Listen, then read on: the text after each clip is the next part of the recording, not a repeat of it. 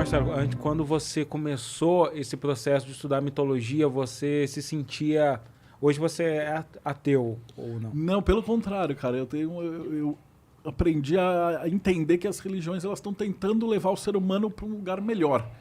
E que o ideal, assim, eu cheguei a ver uma entrevista com o Dalai Lama que ele fala assim, o ideal é que tivesse 7 bilhões de religiões diferentes e todas elas convivessem em paz. Porque cada um tem um background diferente.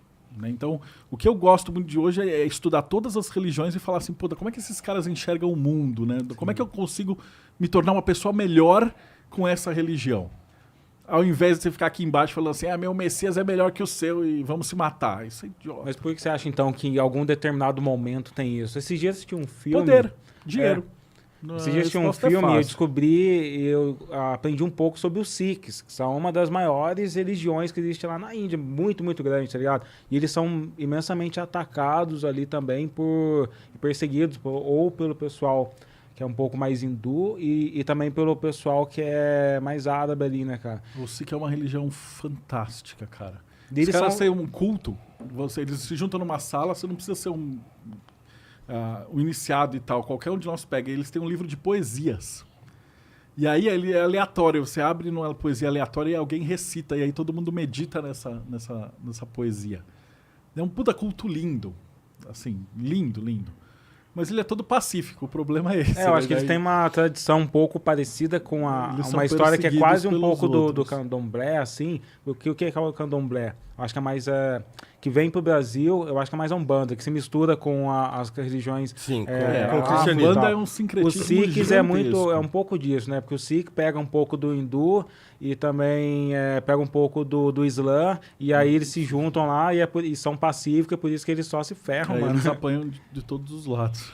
Curiosamente, para você que está nos assistindo aí, por exemplo, que você é um cristão, curiosamente o C.S. Lewis, que era um especialista em mitologia e literatura, né, medieval, renascentista e tal, eu gosto da frase dele que ele diz que ele fala que quando ele se converte ao cristianismo, né, foi por influência direta do Tolkien e do Hugo Dyson, que era um grande amigo dele, e que numa longa conversa sobre mitologia, né, o Tolkien diz a ele que o Cristo é o mito que se tornou fato.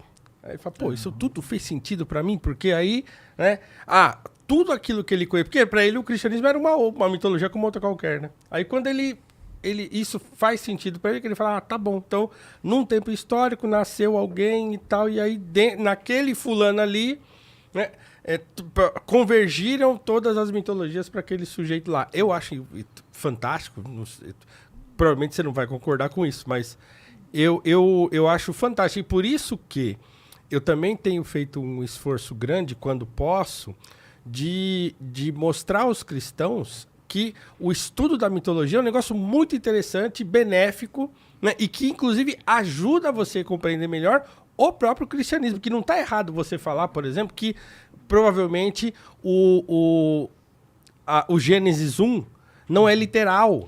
Entendeu? Porque aquilo é mito. Não é literal, ele é mito, mas ele não é mito porque ele é menos verdade. Como diz o Eliade, o mito é uma supra-verdade. Então, esse mito, especificamente a Gênesis e a parte do Talmud, do Torá, que é o nosso Velho Testamento, ele é todo criptografado.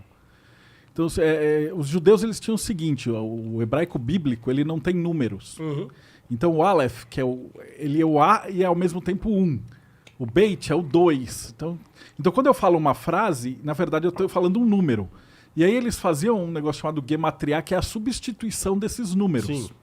Então, em hebraico, por exemplo, se eu te falar que arca tem o mesmo valor simbólico numérico de escola, dilúvio tem o mesmo valor numérico simbólico de ignorância, animais têm o mesmo valor simbólico numérico de alunos, você começa a olhar e falar, peraí, a história do Noé está fazendo mais sentido agora. Então, peraí, Noé fundou uma escola na qual ele trouxe alunos de todos os lugares do mundo e eles ficaram fechados enquanto o mundo em volta estava envolto da ignorância e eles ficaram secretos. 40 é um número sagrado, né, dentro da Cabala. Da Cabala. Ele representa assim, até que fosse seguro.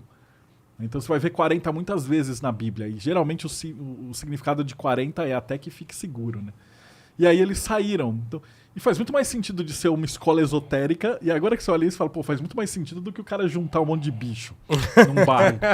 E assim, Mas aí que eu tá, acho que a faz história sentido. do Acho que barco todas faz essas coisas sentido fazem porque você sentido. decora. Você precisava dar um jeito disso passar adiante. então, é porque assim, às vezes quando a galera interpreta literalmente. Literalmente é o problema. Uma vez um cara chegou pra mim e falou assim, mano, Adão deu nome pra todos os bichos. Eu falei, caramba.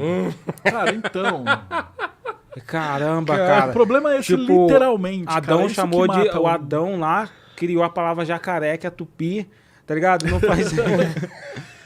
E- Não, ele deu nome pra um outro bicho que depois ia virar o jacaré. Que, né? então. Mas não, ele acreditava que Adão deu nome Aqui o todos- nome era esse mesmo. tipo, Jacaré é o Adão que deu. Foi Adão que deu, tá Ah, ligado? entendi. Então, assim, Putz. e eu acho que as interpretações vão mudando ao longo das eras também, né? Porque na época lá da Idade Média, acreditava-se nos dois Gênesis, né? Eu acho que a igreja não aceita mais isso, mas tinha essa discussão de que foram duas criações de homens que existiam, cara.